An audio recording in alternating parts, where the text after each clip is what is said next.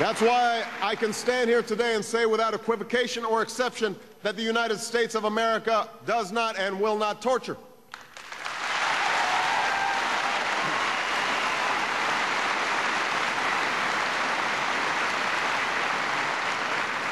The second way that we can turn challenge into opportunity is through our persistence in the face of difficulty. In an age of instant gratification, it's tempting to believe that every problem can and should be solved in a span of a week. When these problems aren't solved, we conclude that our efforts to solve them must have been in vain. But that's not how progress is made. Progress is slow. It comes and fits and starts because we try and we fail, and then we try something else. And when there are setbacks and disappointments, we keep going. We hold firm to our core values, and we hold firm to our faith in one another. The third reason we know that we can change this world is because of men and women like the young people who are here today. Each time we find ourselves at a crossroads, paralyzed by worn debates and stale thinking, the old ways of doing things, a new generation rises up and shows the way forward. As Robert Kennedy once told a crowd of students in South Africa, it is a revolutionary world that we live in, and thus it is young people who must take the lead.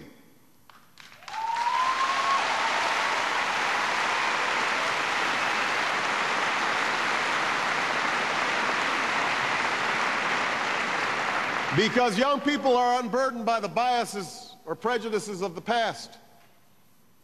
That is a great privilege of youth. But it's also a tremendous responsibility because it is you who must ultimately decide what we do with this incredible moment in history. We've just emerged from an era marked by irresponsibility. And it would be easy to choose the path of selfishness or apathy, of blame or division. But that is a danger that we cannot afford. The challenges are too great. It is a revolutionary world that we live in, and history shows us that we can do improbable, sometimes impossible things. We stand here in a city that used to stand at the center of European conflict, only now it is the center of European union. We did that together. Now we must not give up on one another. We must renew this relationship for a new generation, in a new century. We must hold firm to our common values, hold firm to our faith in one another. Together, I am confident that we can achieve the promise of a new day. Thank you very much. Thank you. President Obama there with a very wide-ranging speech to what looks like a very young audience. Thank you. Talking about building a nuclear-free world and touching on security and financial regulation. Let's listen to what he's saying, and I think he's going to take some questions also. Please. Thank you. Thank you. Thank you. Please, everybody, have a seat. So, the way this works, do we have microphones in the audience? Yes? So just raise your hand if you want a question, and I will call on you. I think we have some translators. If you want to speak French or German, my French and German are terrible. But we have people who speak very good French and very good German who will translate your question and translate my answer. And I will try to get as many questions as I can get in the remaining 20 minutes or so that we have. And I will start with this young lady right here. Yes, you? Right there.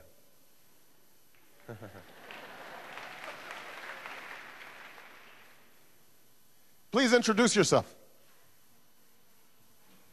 Hold on, I can't hear you yet. Can we increase the sound on the mic? Let's try again. Oh, I called. Now, I just want to say I did not call on the American on purpose. So,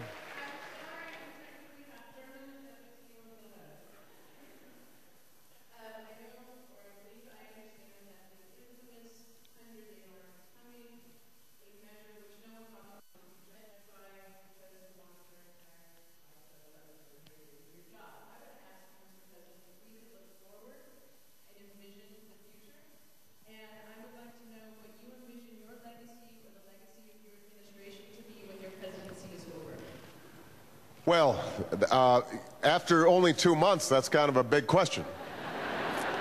But here's what I would like to see.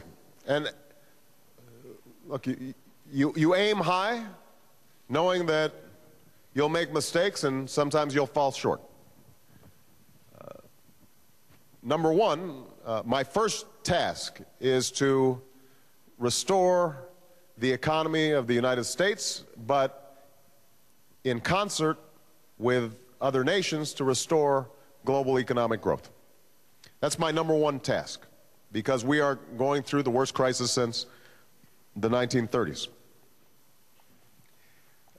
That means that not only do we have to fix the banking system, put common sense regulations in place to prevent a crisis like this from ever happening again,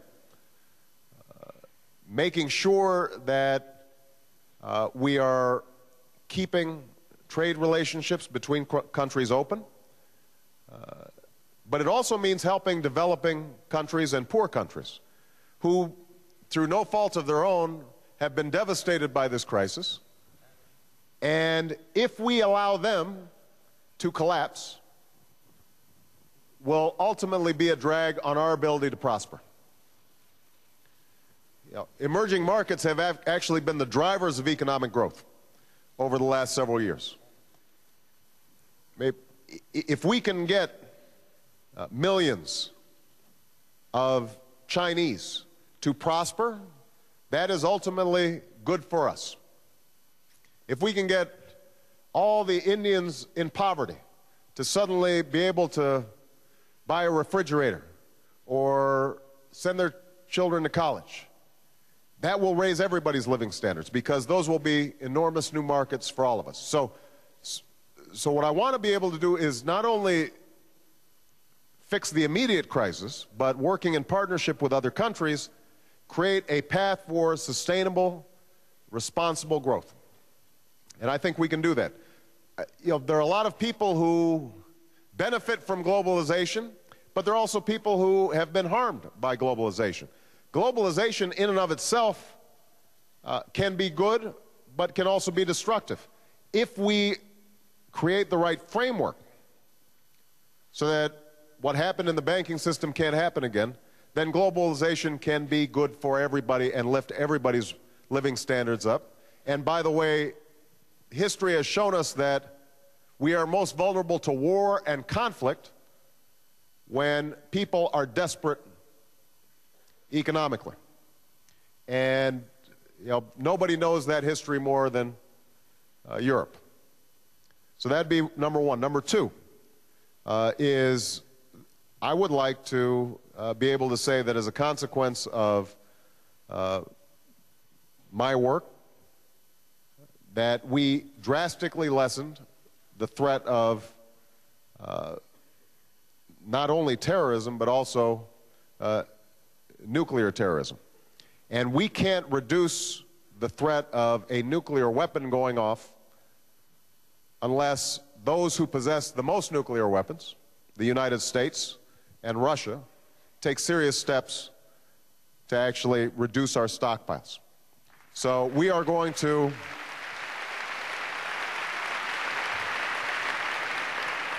we want to pursue that vigorously in the years ahead. And I had an excellent meeting with President Medvedev of Russia to get started that process of reducing our nuclear stockpiles, which will then give us greater moral authority to say to Iran, don't develop a nuclear weapon, to say to North Korea, don't proliferate nuclear weapons.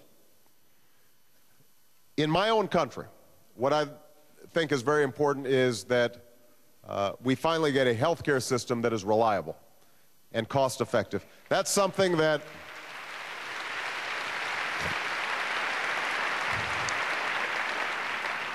that's a social safety net that exists in almost all of Europe that doesn't exist in the United States. You have millions of people who work hard every single day, but if they get sick, they could potentially lose everything. And in a country as wealthy as ours, that's not acceptable to me. So we are going to work hard to make sure that we have a healthcare system that won't be identical to what you have in Europe. Each country has its own traditions and approaches, but that provides people quality, affordable, accessible health care.